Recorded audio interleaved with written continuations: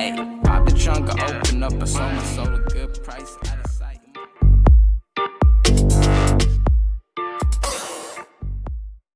Bonjour et bienvenue dans notre émission Je prends ma vie en main grâce à l'hypnose et au coaching. J'ai l'honneur d'accueillir aujourd'hui Emmanuelle Taïeb. Emmanuelle, bonjour. Bonjour. Alors Emmanuelle, tu es spécialiste en neurofeedback, également en hypnose, en coaching et en psychologie.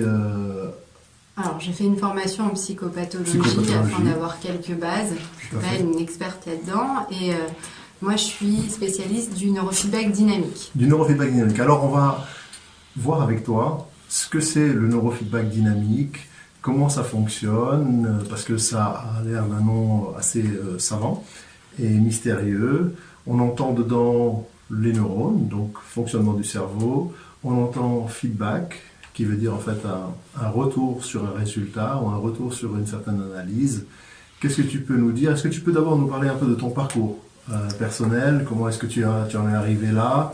Et pourquoi? Et après, qu'est-ce que ça fait le neurofeedback? Alors, mon parcours, il est assez atypique.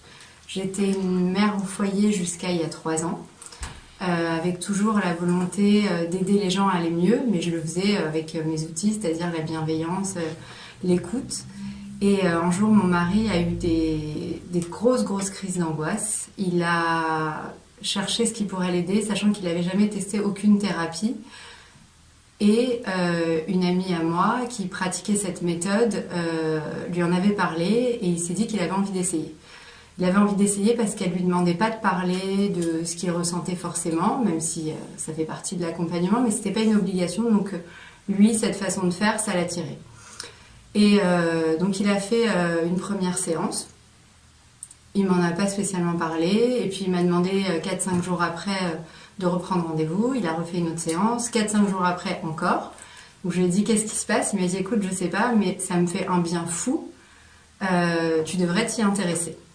Donc c'est ce que j'ai fait, je me suis renseignée sur la formation, j'ai fait la formation, j'ai acheté le système. Dans un premier temps, je l'ai fait sur la famille, les amis qui voulaient essayer. Et puis petit à petit, j'ai commencé à me faire une clientèle. J'étais très contente des résultats et les gens en parlaient de plus en plus. Et puis j'ai eu l'opportunité, grâce à une dentiste chez qui j'ai été me faire soigner, de prendre un cabinet dans son petit centre. Et à ce moment-là, ça s'est très très bien passé. J'ai eu beaucoup de monde parce qu'en fait, simplement par le bouche à oreille, les gens étaient tellement contents des résultats qu'ils en parlaient à leurs amis, à leur famille, et puis les gens sont venus comme ça. Et donc j'ai contacté la société Neurooptimal, enfin la société Zengar qui a créé ce système Neurooptimal. Donc c'est le nom du neurofeedback dynamique, en leur proposant de devenir formatrice et représentante pour le système en France. Donc ça a marché. Donc moi, mère au foyer, je suis devenue représentante pour une marque de neurofeedback dynamique. C'est la seule marque de neurofeedback dynamique. D'ailleurs, Neurooptimal, c'est les seuls à utiliser ce système. D'accord. Et ce système, alors justement, donc, il consiste en quoi exactement? On sait qu'on a des neurones dans le cerveau, on a des milliards de neurones qui produisent une activité électrique. Et lorsque l'on place des capteurs, voilà, des capteurs sur le cerveau, on obtient un encéphalogramme, on obtient l'activité électrique du cerveau. Donc, comment ça fonctionne scientifiquement, si tu peux nous expliquer le neurofeedback? Concrètement, c'est une neurotechnologie de pointe qui permet d'optimiser les capacités cérébrales. On place des capteurs sur le cuir chevelu qui permettent de collecter l'activité et grâce à cette activité collectée, on va pouvoir agir sur le cerveau. De quelle manière? Pour ça, il faut que je vous explique comment se passe une séance. Bien sûr. La personne est installée dans un fauteuil. Après, bien sûr, un point sur sa situation de manière générale, pour chercher un petit peu ce qui peut bloquer dans sa vie, ce qui peut induire les problèmes pour lesquels elle vient. Mais ensuite, la séance, elle se fait de manière complètement, on ne cherche pas un résultat en particulier, on cherche à donner des informations au cerveau. Donc la personne s'installe sur un fauteuil, on lui met un film ou de la musique qui vont servir de support au logiciel. Ensuite, on lui place des capteurs. Les capteurs vont capter l'activité corticale du cerveau. Et à chaque fois qu'il y aura un changement brusque dans cette activité corticale, il y aura une micro-coupure de son dans le film ou dans la musique. Donc cette micro-coupure de son, c'est une information pour le cerveau sur ce changement brusque qui a été détecté et elle lui permet de se réorienter vers un fonctionnement optimal. D'accord, et je dois dire que j'ai fait une séance avec toi, donc je peux témoigner que de cette technique et de ces micro-coupures et donc de comment ça fonctionne. Ce que je voudrais voir avec toi, c'est comment en temps réel le cerveau réagit et en fait s'ajuste pour réajuster à un certain comportement ou un certain mal-être, comme dans le cas de ton mari ou d'autres personnes, ou des enfants également, parce qu'on va aussi en parler après. Donc, comment est-ce que le cerveau ajuste son comportement, finalement? Alors, en fin de compte, c'est un algorithme. Ce logiciel, il utilise un algorithme qui imite le fonctionnement du cerveau, qui se cale sur lui afin de pouvoir communiquer avec lui. Le cerveau, lorsqu'on lui donne les informations pour se réajuster, il va lui-même revenir vers ce qu'il y a de mieux. Pour vous donner une image, par exemple, c'est comme si on mettait un miroir devant une personne. Si on lui donne l'information qu'elle se voit, elle va voir qu'elle est mal coiffée, elle va se recoiffer, elle va se redresser si elle se tenait pas droite. Et en fait, c'est exactement ce que va faire le système. Le système va donner une information au cerveau. Grâce à cette micro-coupure, c'est vraiment le feedback, c'est-à-dire que ça lui montre ce qu'il a fait. L'information, elle est traitée par le cerveau et ça lui permet de se réorienter, de revenir au temps présent. C'est-à-dire que tout de suite, le cerveau réagit par un réajustement. Il revient vers ses cheminements optimaux. Et ça, c'est fait de manière inconsciente. Complètement inconsciente. C'est complètement inconscient. Donc, on ne cherche pas à cibler un problème en particulier, on cherche à donner au cerveau les informations qui vont lui permettre de revenir à ce qu'il y a de mieux pour lui. Et chacun va vivre ce film et cette musique selon ses propres mécanismes. Oui, en fait, toutes les 256 millisecondes, le système se réajuste et crée les micro-coupures quand il y en a besoin. Donc à chaque fois, ça va être chaque séance, c'est la première et la dernière dans la mesure où ça ne sera jamais la même séance. Techniquement parlant, visuellement parlant, c'est la même chose, mais au niveau de l'activité corticale, au niveau des réactions du cerveau, ça va être à chaque fois en fonction de ce qui a été détecté à ce moment-là. Et quand on mesure, donc est-ce qu'on a des connaissances? Alors je comprends que le formateur n'est pas obligé d'avoir des connaissances encéphalographiques, d'accord, d'analyse de l'encéphalogramme, mais est-ce que si on a un médecin, un neurologue qui peut analyser le graphe, le comportement de l'analyse du signal, est-ce que ça apporte quelque chose? Est-ce qu'on peut faire quelque chose à ce sujet? Le système n'est pas du tout conçu dans ce sens-là. En fait, celui qui l'a créé, déjà c'est important de le dire quand même, enfin c'est un couple, Val et Sue Brown, en 1999 je crois, ils avaient comme volonté de créer un système qui soit adapté à tout le monde. C'est-à-dire qu'on peut se former assez rapidement. La qualité qu'on demande, c'est aux gens d'être bienveillants, ou une personne peut même se former pour lui-même, pour sa propre famille. Et donc, ils n'ont pas du tout cherché à créer un système où il y aurait des études graphiques utilisables. Non, on n'a pas de données. Vraiment, c'est vraiment une méthode holistique globale dans laquelle on cherche à ce que la personne se sente mieux, mais on ne se base absolument pas sur des graphiques. À la fin de la séance, il n'y a pas de compte-rendu. Et en fait, on dit à la personne que le compte-rendu, c'est elle qui nous le fera à la prochaine séance. C'est-à-dire que c'est elle qui va observer son... Oui, voilà. Une fois que le cerveau lui donne les informations, l'entraînement ne s'arrête pas à la fin de la séance. Plus on fait de séances, plus le cerveau comprend ce mécanisme et se réoriente en permanence tout seul. D'ailleurs, on appelle ça un entraînement cérébral. C'est ça. Moi, ma question, elle est un peu pour voir si, par exemple, sous IRM, est-ce qu'on a fait des analyses scientifiquement poussées? Est-ce qu'il y a des analyses scientifiques là-dessus? Il y a un pôle de recherche au Canada qui a été qui est géré par un ancien chercheur de l'université McGill. Mais l'idée, c'est de voir comment le système peut être de plus en plus performant pour aller de façon de plus en plus pointue dans les profondeurs du cerveau, mais pas d'avoir de retour d'informations en termes graphiques ou contrairement au neurofeedback linéaire qui lui utilise des données et se base dessus pour ramener le cerveau vers quelque chose d'universitaire, c'est-à-dire qu'on part du principe que pour être bien concentré, le cerveau doit être entre tel et tel hertz à tel niveau. Pour le neurofeedback dynamique, c'est pas du tout le cas.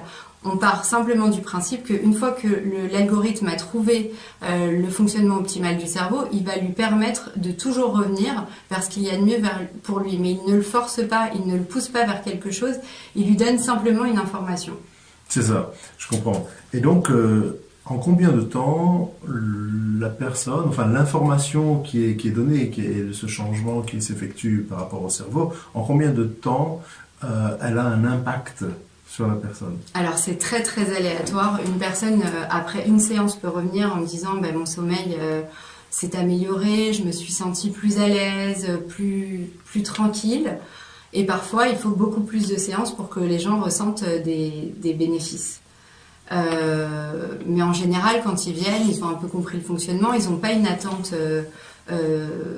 à la minute, et d'ailleurs c'est le rôle du praticien d'aider la personne à se libérer de ses attentes et à l'orienter vers un mieux-être et pas vers un point en particulier. Puisque finalement parfois on pense qu'on est mal à cause d'un problème et en fin de compte c'était pas ça qui faisait qu'on n'était pas bien. Donc j'ai des gens qui sont venus pour une chose et qui sont repartis avec d'autres résultats qu'ils n'attendaient pas, mais qui ont été transformés et qui ont été très très heureux de ce qu'ils ont vécu. Oui, bien sûr, parce qu'ils viennent avec un symptôme, par exemple, de mal-être ou d'autres choses, et puis ça peut être tout simplement un manque de confiance en soi. Tout à fait. Quelque chose de sous-jacent et que eux-mêmes parfois ne soupçonnent pas parce qu'ils n'ont pas fait cette analyse d'eux-mêmes, et donc ils se retrouvent avec des bénéfices secondaires et avec des bénéfices surprises des séances, et les séances durent plus ou moins donc 3/4 d'heure, une séance. Alors en fait c'est 33 minutes la séance pure. Oui. On considère que 30 minutes c'est le temps pendant lequel le cerveau est apte à capter une information et à la traiter de façon optimale, et les 3 minutes c'est pour faire parler les bavards. D'accord, mais c'est aussi pour prendre connaissance aussi de la personne, de ce qu'elle recherche, de la faire parler. Alors voilà, aussi. et ensuite, bien sûr, ça c'est la séance de neurofeedback dynamique pure. Évidemment, avant cette séance, comme je l'ai dit tout à l'heure, on fait un point sur la personne, on cherche un peu à comprendre comment elle fonctionne. Plus on en sait sur elle, plus on aura la facilité de l'aider à comprendre et à voir ses changements. Parce que on en parlera dans les témoignages tout à l'heure, mais c'est assez surprenant de voir à quel point parfois on ne se voit pas changer. Moi-même j'ai fait des séances, il y a certains points sur lesquels j'ai changé, j'ai mis 2 ans à m'en rendre compte. Il y a des choses qui ont été assez évidentes, comme d'un coup ma confiance en moi et ma capacité à avancer alors que jusqu'à présent je procrastinais en permanence. Mais j'avais par exemple de la colopathie, des crises très très régulières, et c'est au bout de 2 ans qu'une amie m'a dit tiens, ça fait très très très longtemps que tu nous as plus parlé de ton ventre, et en fait j'avais complètement oublié. Donc c'est ça qui est le côté magique, c'est qu'en fait, quand on a soi-même, quand notre cerveau reçoit les bonnes informations, il va se réorienter et nous donner des bénéfices sans même qu'on ait la conscience de ce qui s'est passé. C'est ça, c'est tout à fait la conscience. En fait, c'est comme l'hypnose, parce que je vais faire cette comparaison où on va travailler en hypnose, donc en parlant à l'inconscient.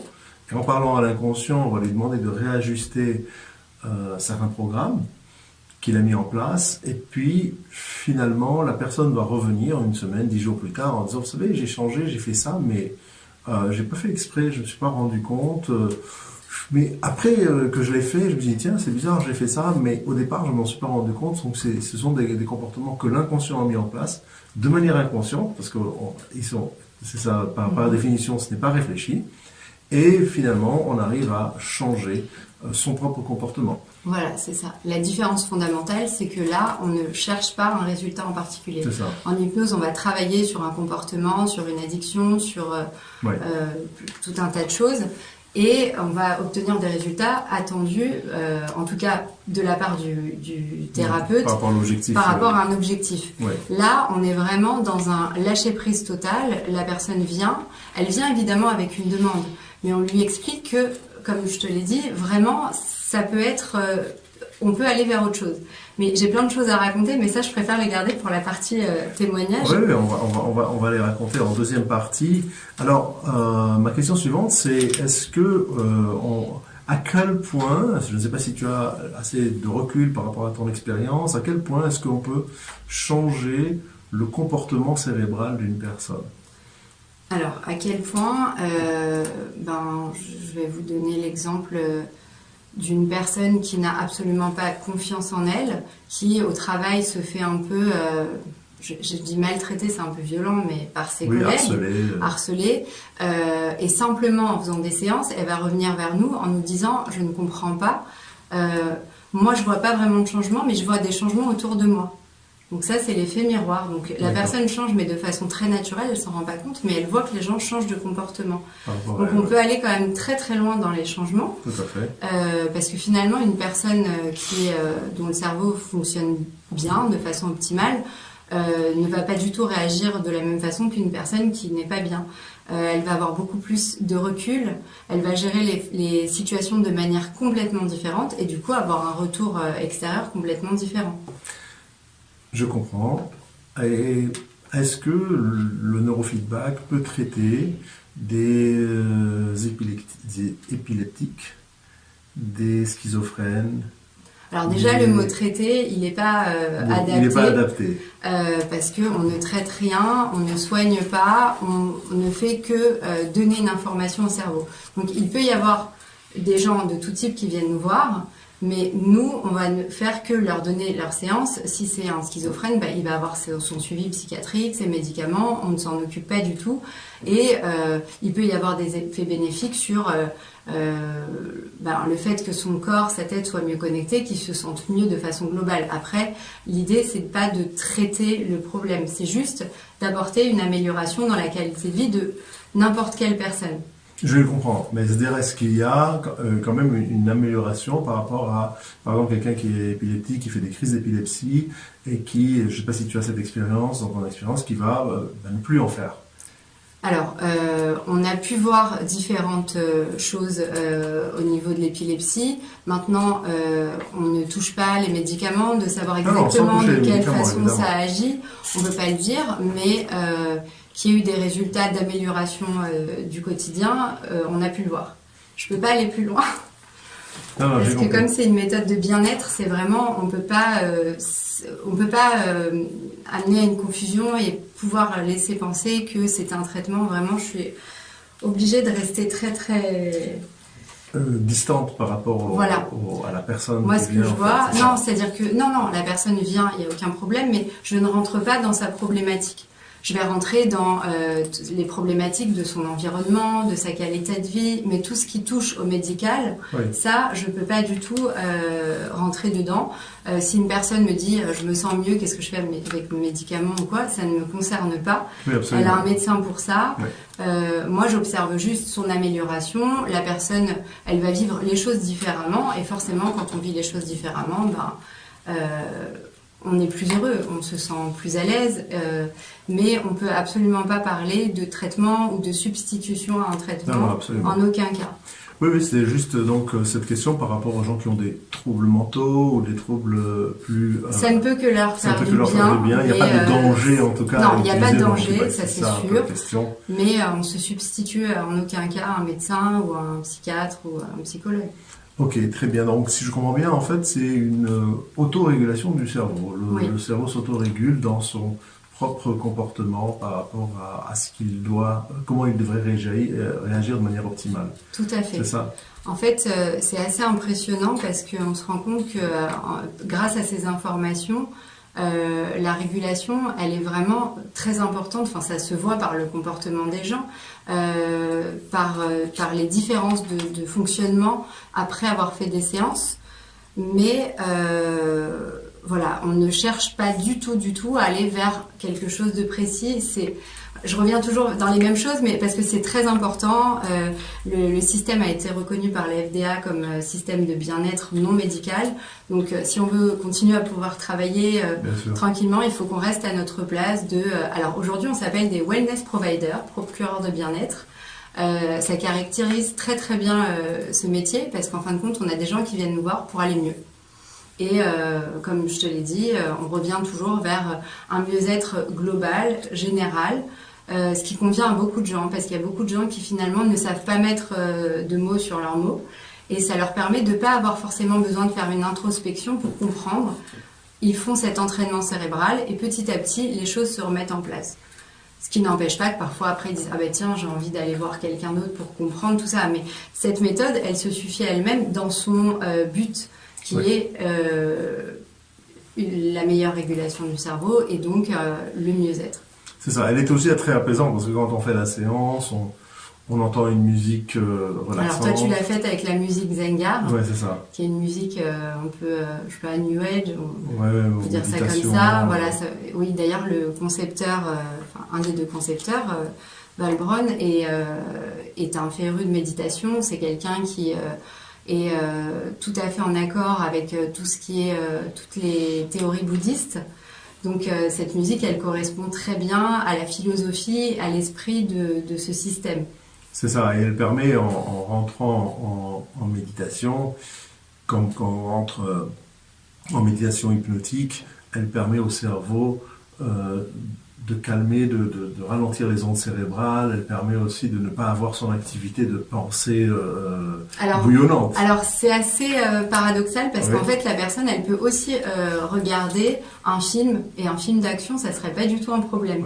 Donc le but pendant la séance, la personne elle va se relaxer parce que le simple fait d'être dans un fauteuil avec, pour la plupart des praticiens, on met un casque. Voilà, il y a un casque, la personne elle a les pieds un peu surélevés, donc simplement ça va être un moment que beaucoup de gens ne s'autorisent pas en temps normal. Donc il va y avoir cet effet d'apaisement, mais c'est pas forcément, la musique c'est super agréable, mais c'est pas une obligation. La qualité de la bande son, elle est intéressante qu'au niveau qualitatif, c'est-à-dire que ça soit une bande son saine. Mais le fait que ça soit une bande son très active, ou même on pourrait mettre du hard rock, n'a pas d'impact. D'accord. C'est vraiment juste le support pour les coupures de son. C'est ça, je comprends. Donc c'est ok. Je pensais que c'était. Oui, parce que toi, tu as vécu la séance. En tant que thérapeute, forcément, je t'ai mis dans les conditions qui pouvaient te plaire. On s'adapte à chaque personne, et ça aussi, c'est un avantage parce que si les enfants, je leur mets la musique que toi tu as écoutée, bon, il y en a qui aiment bien, mais il y en a beaucoup qui vont avoir envie de faire autre chose. Alors que quand on peut leur mettre un Disney ou un film, peu importe quoi. C'est beaucoup plus facile de les tenir, et ça aussi c'est un avantage parce que les parents du coup viennent sans l'appréhension de comment je vais tenir mon enfant, comment je vais le faire venir. Une fois qu'un enfant est venu une fois, il en redemande quoi. Donc il y a quand même des enjeux sociétaux dans le neurofeedback, parce que ça va impacter toute la société et beaucoup de domaines. Oui, dans ça. Tout à fait. Parce que le fait qu'il n'y ait pas il y a aucune demande à la personne, c'est-à-dire qu'elle n'a pas besoin d'être active, donc déjà ça élargit la limite d'âge, puisqu'on peut le faire de la naissance jusqu'à la fin de vie, puisqu'il y a absolument, c'est complètement non-invasif, il y a absolument pas d'électricité, il y a rien qui pourrait être nocif. C'est vraiment la coupure de son qui intervient au bon moment, qui agit. Donc effectivement, ça peut agir sur toutes les tranches d'âge, sur tous les types de personnalités. Une personne, ça m'est arrivé d'avoir des gens qui sont venus pour me dire vous allez m'expliquer, moi on m'a dit que ça allait me faire du bien. Et ça, quand on vient comme ça, c'est génial. Et finalement, la personne au fur et à mesure change et commence parfois elle-même à voir ce qui lui fait du bien dans la vie, ce qui peut l'aider à relativiser les choses. Elle change de façon de voir les choses. Elle prend de la hauteur, j'ai envie de dire. C'est bien, c'est extraordinaire. On va réfléchir à tout ça, faire un petit feedback entre nous, et puis avec une petite pause musicale, et puis revenir tout de suite après. Merci beaucoup Emmanuelle. Merci. De retour dans notre émission Je prends ma vie en main grâce à l'hypnose et au coaching. On est avec Emmanuel Taïeb et l'on parle du neurofeedback. Alors le neurofeedback, on a appris beaucoup de choses pendant cette demi-heure. C'est assez extraordinaire. Et on va donc enchaîner sur cette deuxième partie sur les témoignages, sur comment ça se passe, en parlant des enfants, des personnes âgées, et puis également des facteurs de résilience. C'est un point qui, je pense, est très important dans la vie des personnes. Est-ce que tu peux nous expliquer comment ça fonctionne et puis expliquer un peu ce qu'est une résilience par rapport et qu'est-ce que le neurofeedback va faire? D'accord. Alors déjà, je rappelle qu'on parle de neurofeedback dynamique. Dynamique. Ce n'est pas du tout le même fonctionnement. Il y a dans les deux la notion de feedback par rapport à une information, mais un agit de façon dynamique et l'autre de façon linéaire. Voilà. Donc ça améliore effectivement la résilience grâce à cet entraînement cérébral, et puis plus on fait de séances et plus la résilience est augmentée. Donc qu'est-ce que c'est la résilience? La résilience, c'est la capacité à retrouver un développement suite à un traumatisme. Donc un traumatisme, ça peut être quelque chose de très violent, comme quelque chose qui pour l'extérieur n'aurait pas l'air et qui aurait vraiment créé un choc chez la personne et l'empêcherait de continuer sa vie de façon normale. À partir du moment où une personne ne peut plus vivre normalement, on peut dire qu'elle a subi un choc post-traumatique. Ouais. Il peut y avoir des épreuves qui, pour le coup, sont considérées par la société comme un drame, mais ne sont pas vécues comme un choc post-traumatique par les personnes. Donc, en quoi ça améliore la résilience? Tout simplement, le fait de donner des informations au cerveau en permanence, donc à chaque séance, et de lui faire un retour sur son fonctionnement, ça va le rendre plus flexible et plus résilient, parce qu'au fur et à mesure, il va s'entraîner, il va revenir à chaque fois vers son fonctionnement optimal. Donc, au fur et à mesure de la vie, avec les épreuves, avec ce qu'on vit, comme je l'ai dit, c'est pas forcément des choses qui peuvent paraître dramatiques de l'extérieur. Notre cerveau prend des nouveaux cheminements parfois pour contourner le problème, et grâce au neurofeedback dynamique, la méthode neurooptimale, on va le ramener vers son fonctionnement optimal. Et de là, on va avoir des résultats dont on va parler maintenant à travers les témoignages. Voilà, oui, tout à fait. Alors, on t'écoute. Alors, j'ai un témoignage que j'adore, ça va faire rire la personne parce que j'en parle très souvent, parce qu'il est très parlant. C'est une jeune femme qui m'avait contactée en me disant que sa fille avait des poux et qu'elle se rendait compte que sa réaction était complètement disproportionnée et qu'elle réalisait qu'en fait ça faisait remonter beaucoup de choses et que c'était une personne qui était plutôt angoissée, pas très à l'aise et très émotive. Donc elle m'a contactée en me disant en fait je vous parle de tout ça, mais mon vrai problème c'est que au travail j'ai un problème, je n'arrive plus à me concentrer, j'arrive plus à être attentive. Et je lui ai dit que c'était très possible qu'en fait ce manque d'attention, ça soit un manque d'intérêt, et que peut-être qu'une fois qu'elle se sentirait mieux, elle aurait juste envie de changer de travail. Alors elle m'a dit non, surtout pas. Moi, je suis quelqu'un qui a besoin de repères, j'ai besoin d'être rassurée. Donc de changer de travail, ça serait perdre mes repères. Donc je pense que ça serait pas quelque chose de bien pour moi. Je lui ai dit écoutez, on va voir ce qui se passe. Vous êtes prête à avoir un changement? Elle m'a dit oui, donc on a commencé les séances après avoir parlé la première fois pas mal de temps et avoir cherché à comprendre un petit peu tout ce qui avait créé ces angoisses, tout ça. Et elle est venue, et puis au fur et à mesure des séances, elle s'est sentie mieux. Elle m'a dit alors je me sens mieux, mais j'ai toujours au travail, c'est toujours pas la folie. Et je lui ai dit, écoute, réfléchis à tout ça, qu'est-ce que tu penses, qu'est-ce que tu ressens? Et elle m'a dit, je crois que j'en ai marre en fait. Ça faisait 9 ans qu'elle était dans sa boîte, ça se passait bien, ils étaient sympas avec elle, mais elle n'avait plus d'intérêt pour ce qui se passait et pour ce qu'elle devait y faire. Et donc finalement, c'était très difficile, c'est très difficile de manière générale de se concentrer sur quelque chose qui ne nous intéresse plus. Surtout quand on sait qu'on peut être attiré par d'autres domaines. Et finalement, elle a continué les séances. Donc il y a eu des hauts et des bas, et des moments où ça lui faisait ressortir un peu des choses. Et puis après, elle se sentait beaucoup mieux. Et à un moment donné, elle m'a dit, écoute, je crois que tu avais raison. C'est pas que je me concentre pas au travail, j'ai aucun problème à me concentrer. En ce moment, je me suis mise à lire plein de choses sur le neurofeedback dynamique, des témoignages dans tous les sens. Je peux passer des heures à regarder, à lire, à me concentrer pour comprendre ce dont on parle. Donc mon problème, c'est pas la concentration, c'est réellement un manque d'intérêt. Et elle a donc quitté son travail, pas du jour au lendemain, elle l'a fait de manière organisée, et elle est devenue praticienne en neurofeedback dynamique. Donc voilà un exemple de wellness provider. Voilà un exemple d'une personne qui est venue avec une attente en particulier. Alors elle a plus peur des poux, mais qui finalement a été, d'elle-même s'est dirigée vers un changement de vie qui correspondait mieux à ce qu'elle était de façon intrinsèque, donc une personne très bienveillante, qui a besoin d'aider les autres, qui a besoin pour s'épanouir de transmettre des choses positives. Magnifique, c'est Ouais. bien, c'est très beau ça. C'est une histoire que j'adore. Ouais, c'est très beau, ouais, parce qu'elle a changé de vie en fait. Elle a changé de vie, elle a changé de perspective. Elle est Complètement. devenue indépendante, elle a fait ce qu'elle veut. Elle fait Oui, ce et qui du lui coup, plaît. les peurs qu'elle Elle est avait, épanouie. le cadre Ouais. dont elle pensait avoir besoin, finalement, c'était les besoins qu'elle avait, ils étaient plus internes de elle se restructurer. C'est ça. Et finalement, les choses se sont remises à leur place et elle a été capable de changer complètement de mode de vie, de devenir auto-entrepreneur et de se lancer, on peut dire, un peu à l'aventure parce Ouais. que quand on démarre dans ce métier, on n'a pas forcément des gens qui nous attendent derrière le pas de la porte. Tout à fait. Mais elle a tellement été passionnée et puis elle a pu parler de son expérience. Donc quand on parle de soi, les gens nous entendent.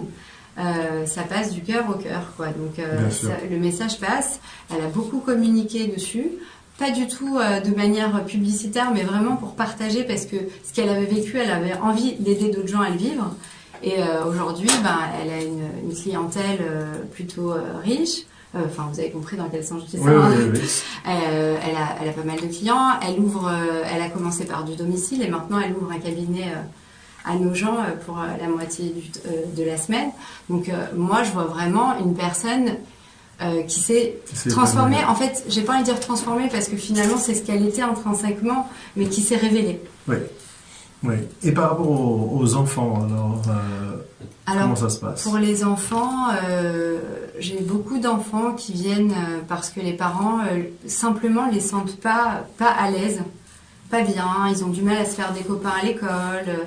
Il y a pas, ils savent pas mettre le doigt sur justement ce qu'il y a, et c'est là où, comme tu disais tout à l'heure, où ça devient intéressant, c'est que ils n'ont pas besoin d'un diagnostic, ils n'ont pas besoin de venir avec une problématique précise.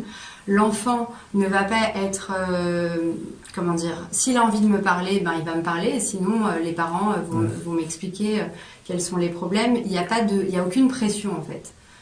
Parfois, l'enfant à la première séance, je vais quand même lui expliquer un petit peu ce qui va se passer avec les mots adaptés.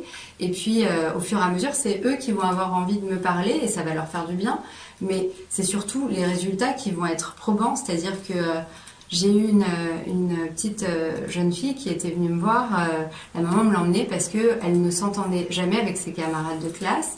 Elle avait changé plusieurs fois d'école et pourtant, c'était une petite fille absolument adorable.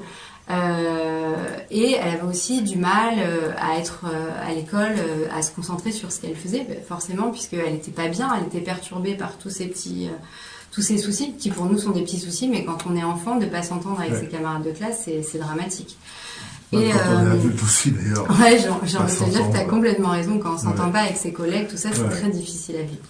Et donc elle a fait, c'était au mois de décembre, quelques séances pendant les vacances. Et puis elle a dit à sa maman, ah tu sais maman, je sais pas, je crois que finalement mes camarades elles sont sympas. Peut-être que je me suis un peu, j'ai peut-être fait des choses qui leur ont fait de la peine. Elle savait pas dire quoi, elle savait pas dire de quelle façon, mais elle a décidé à la rentrée d'aller les voir et de leur parler en leur disant que elle s'imaginait que peut-être elle avait eu des comportements qui les avaient blessés et qu'elle avait envie de repartir sur des bonnes bases. C'est incroyable parce qu'elle avait 8 ans et la maman était épatée quand elle lui a dit ça. Le lendemain, elle est passée à l'action, elle a été voir toutes les camarades de classe et ses relations avec les autres élèves ont complètement changé. Et forcément, ça s'est mieux passé à l'école puisqu'elle n'était plus polluée par tout ce stress Bien sûr, qui l'empêchait d'avoir les idées claires de façon générale. Donc globalement, on a eu un super résultat. Et puis finalement, la maman s'est rendue compte qu'elle-même était pas forcément super à l'aise dans sa vie. Elle a fait aussi des séances et on a eu une famille transformée. Et c'est juste génial, puisque moi, c'est des gens qui vivent dans ma ville. Donc quand je les croise et que je vois cette femme devenir toujours plus jolie, plus apprêtée, cet enfant avec le sourire, et je la vois jouer au jardin avec tous les autres enfants, voilà, moi je dis rien, mais dans ma tête, je suis juste ravie du résultat, quoi. Oui, c'est magnifique, c'est un très beau travail, extraordinaire, c'est vraiment super. Et par exemple, sur des personnes âgées, tu as eu des gens... Alors, je vais te parler de ma grand-mère, parce que j'ai eu des gens âgés, mais elle, c'est celle sur laquelle j'ai le plus de recul, puisque c'est ma maman qui va la voir régulièrement et qui donc peut me dire vraiment ce qu'elle observe. Elle a 88 ans.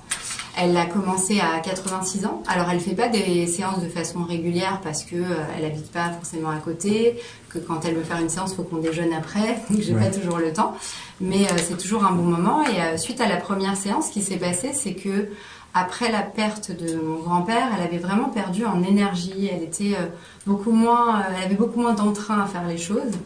Et elle est sortie de la séance et elle est partie à Saint-Germain pour s'acheter un aspirateur. Donc elle a trimballé dans le métro. Elle savait pas trop ce que je lui avais fait, je lui avais un peu expliqué. Alors elle a toute sa tête, hein, si tu m'entends mamie, ne te vexe pas. Mais simplement, je suis sa petite fille, elle me faisait confiance, on lui a dit que ça allait lui faire du bien. On lui a pas dit sur quoi ça allait agir, simplement, voilà, elle avait aucune attente. Donc elle a trouvé ça plutôt sympa.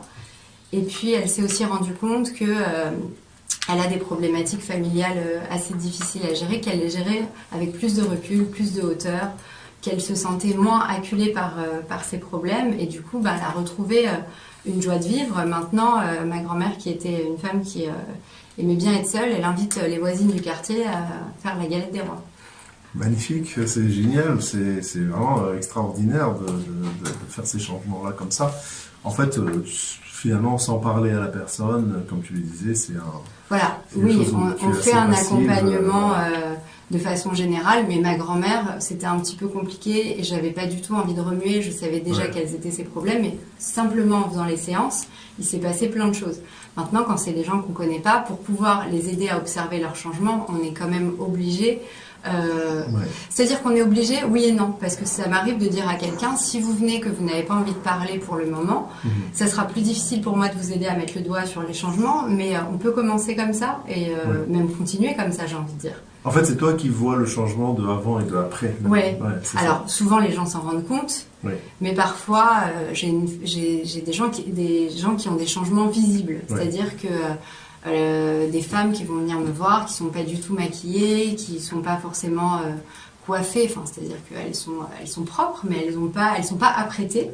Et je vais les voir au fur et à mesure se redresser, changer de coupe de cheveux, et c'est assez impressionnant ça. Je trouve ça très rigolo parce que parfois elles s'en rendent pas forcément compte, quoi. J'ai eu une femme qui est venue me voir parce qu'elle n'arrivait pas à faire un deuil. Mais elle n'avait pas envie d'en parler.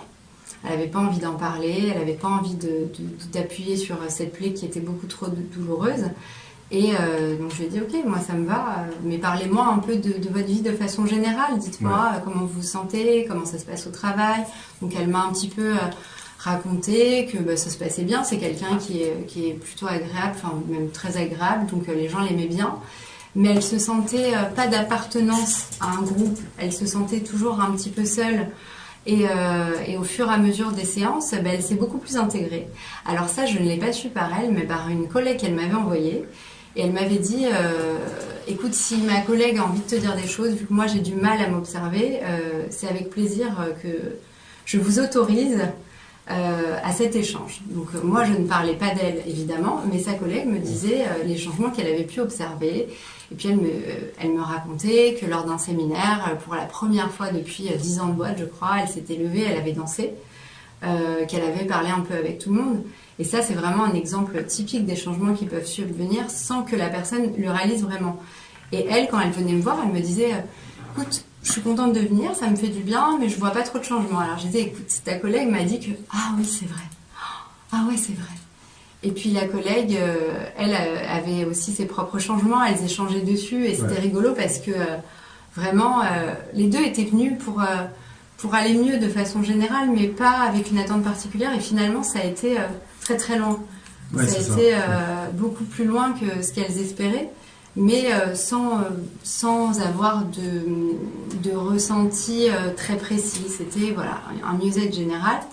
Il peut arriver que lors des premières séances, il y ait des choses qui ressortent au début, que la personne elle dise que ah ben tiens, là j'ai ressenti le besoin de parler de telle ou telle chose, ou je me suis sentie un petit peu chamboulée, mais le bénéfice derrière est tellement important que ça vaut le coup, quoi. Oui, absolument. Et les gens se prêtent, je leur en parle et ils ont absolument aucun problème. Je pense qu'il n'y a aucune méthode de bien-être qui passe pas par de temps en temps des phases c'est pas linéaire, tout simplement. Oui. Néanmoins, j'ai quand même beaucoup de personnes qui ont une évolution qui se fait tout en douceur, sans qu'il y ait de choses particulières.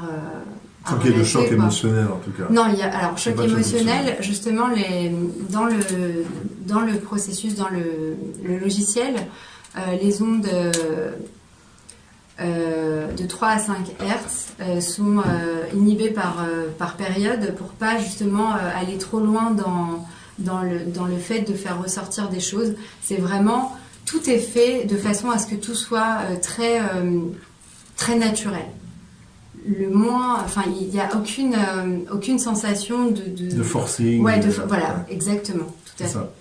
C'est super, c'est magnifique. Et donc, en même temps, donc toi, tu es devenue formatrice et tu formes des praticiens, en tout cas, à utiliser ce système et à en faire bénéficier une nouvelle clientèle. Tout à fait. Alors, j'ai aussi bien des gens qui l'intègrent à leur fonction, à leur pratique que des gens qui deviennent, à proprement parler, wellness provider. Ouais. Et ça se passe très très bien pour eux. On va dire que c'est un métier qui est en train de naître à proprement parler, quoi. Les gens ouvrent des bureaux de neurofeedback dynamique, reçoivent des personnes et s'occupent d'eux et le font à temps plein. Quel est le statut juridique en France à ce propos ? Alors on est dans le bien-être, on n'a pas réellement de statut à proprement parler, on n'est pas du tout dans le domaine médical, on n'a pas de statut à proprement parler. Est-ce que c'est en cours de Alors il y a des mutuelles qui commencent à le prendre en charge dans le bien-être. Dans le bien-être, thérapie alternative, etc. Donc ça c'est très bien. Et peut-être tu peux nous parler de la formation que tu donnes pour ceux ou celles qui sont intéressés. Alors la formation, elle se passe en 2 étapes. Il y a une partie où on apprend à comprendre l'histoire du système, parce que comment du neurofeedback linéaire on est arrivé au neurofeedback dynamique. Donc ça c'est tout un processus de réflexion et un cheminement qu'ont eu ensemble Val et Soubronne. Ensuite, on parle de comment ça fonctionne tout ça. Okay. On donne des petites bases sur les fonctions du cerveau, mais c'est très succinct parce que on n'est pas du tout dans la neurologie, on est vraiment dans quelque chose de. Nous, on est quelque part les techniciens comme du système, voilà, exactement. Même si notre accompagnement est très important, donc on parle aussi beaucoup de l'accompagnement pendant la formation. Le terme qui est utilisé aujourd'hui par Zengar, c'est des détectives. Okay. En fait, on va chercher le changement, parce que parfois, de montrer à une personne, de mettre le doigt sur ce qu'on observe qui a changé, en lui posant des questions, en l'observant, en lui demandant ce que pense sa famille, ça va l'aider à prendre conscience et à continuer à changer encore plus et à aller de mieux en mieux. En fait, c'est rigolo parce que quand les gens me disent ce système est magique, en fait, on leur répond non, c'est pas le système qui est magique, c'est toi. C'est vous, oui, bien sûr. Et en fait, on révèle juste ton potentiel. Donc voilà, et ensuite, évidemment, on apprend à utiliser le système qui est entièrement automatisé, c'est-à-dire que toute l'expertise, elle est vraiment intrinsèque au logiciel NeuroOptimal. C'est ça. Et combien de temps dure la formation ? Alors, Quand j'en parle, ça fait jamais plaisir aux praticiens parce qu'en fait, elle dure 3 jours. Mais finalement, il n'y a rien d'anormal à ça, tout simplement parce que c'est une méthode qui est vraiment conçue pour ça. C'est-à-dire que la volonté du créateur, des créateurs qui sont eux docteurs en psychologie, spécialistes en philosophie, qui ont tout un panel de connaissances à leur actif, c'était vraiment ça. C'était que de la même manière que les ordinateurs au démarrage n'étaient accessibles qu'à un certain groupe de personnes, aujourd'hui c'est accessible à tout le monde. Et eux, leur idée, c'était de créer un neurofeedback dynamique accessible à tout le monde. Donc c'est pour ça que la formation est rapide. Oui, bien sûr, il n'y a pas besoin de faire plus de toute façon, voilà, à partir du moment où c'est le suit système dans qui fait tout. l'accompagnement, le système fait son travail. Ce qu'on demande aux gens, c'est d'avoir vraiment de bonnes intentions, d'être bienveillants. Mais les gens qui viennent à moi sont toujours des gens incroyables, qui ont une révélation un jour et se disent j'ai envie de faire du bien. Bah, là, j'ai la possibilité, même à un âge plus ou moins avancé, de me lancer dans quelque chose où je pourrais tout de suite passer à la pratique. Parfois, on est un peu, de moins en moins, mais on était un peu attaqué sur cette formation rapide. Mais réellement, je trouve qu'au contraire, elle donne l'accès à des gens qui avaient ça en eux et qui n'avaient pas la possibilité, le temps de faire de longues études, de longues formations. Bien sûr. Et c'est juste, en fait, pour moi, c'est plus un avantage qu'une problématique. Ah non, mais c'est formidable, c'est extraordinaire de faire ça comme ça. C'est juste génial de pouvoir apporter du bien-être aux personnes tout en n'ayant pas le besoin d'avoir des connaissances scientifiques soi-même. Voilà. Ce n'est pas nécessaire, d'autant plus qu'il n'y a aucun danger, aucun risque. Et puis en plus de ça, ça reste quelque chose qui ne va que apporter du bien. On ne touche pas à la psychologie de la personne, à son psychisme, etc. Pas comme dans d'autres matières ou dans d'autres domaines. Donc ça, c'est. Et au contraire, le fait que tout le système soit automatisé, que toute l'expertise soit intrinsèque au système, c'est encore plus sûr. Parce que l'erreur est humaine. C'est ça. L'informatique, lui, est beaucoup plus sûre, finalement. Ce qui ne veut pas dire que non, je bien ne sûr. valide pas toutes sortes de thérapies, tout ça. Mais là, on ne parle pas de thérapie. On parle clairement d'entraînement cérébral. De bien-être. Voilà. Quoi. Par rapport, méthode holistique, générale, qui donne une information pour que la personne se sente mieux. Donc voilà pourquoi ce temps de formation. Non, mais c'est très Moi, bien. Je suis très à l'aise avec ça. Hein. Oui, ça m'a permis, moi, mère au oui. foyer, de me lancer dans quelque chose et de me révéler complètement dedans et de trouver ma voie. Peut-être que si ça avait été plus long, plus compliqué, j'aurais pas osé me lancer. Là, j'ai osé et j'ai envie de dire que ça a marché puisqu'aujourd'hui, je développe mes activités. Alors, pas par besoin, parce que lorsque les gens venaient me voir, je me suis jamais dit « Ah, j'aurais besoin de ça ou ça », parce que j'étais dans mon rôle, mais plutôt par curiosité intellectuelle, par envie de comprendre, de pouvoir, quand on me parle d'autre chose, savoir de quoi je parle et pouvoir donner les avantages. Et clairement, on les a dit, c'est le fait que ça soit accessible à tout le monde, qu'il n'y ait pas une obligation de se remettre en question.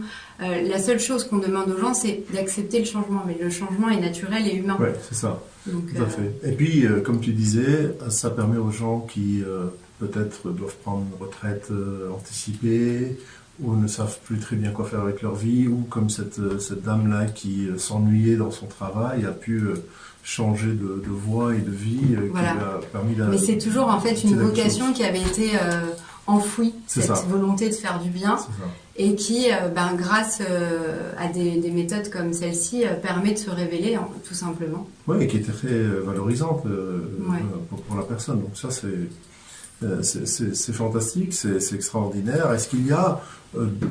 quel est le futur du futur système du neurofeedback? Alors, pour le moment, la dernière version de ce système-là, elle a été faite il y a 8 ans, et ça fait 1 an qu'on est dans le nouveau programme qui travaille sur un nombre de hertz plus élevé, qui est plus pointu, donc du coup...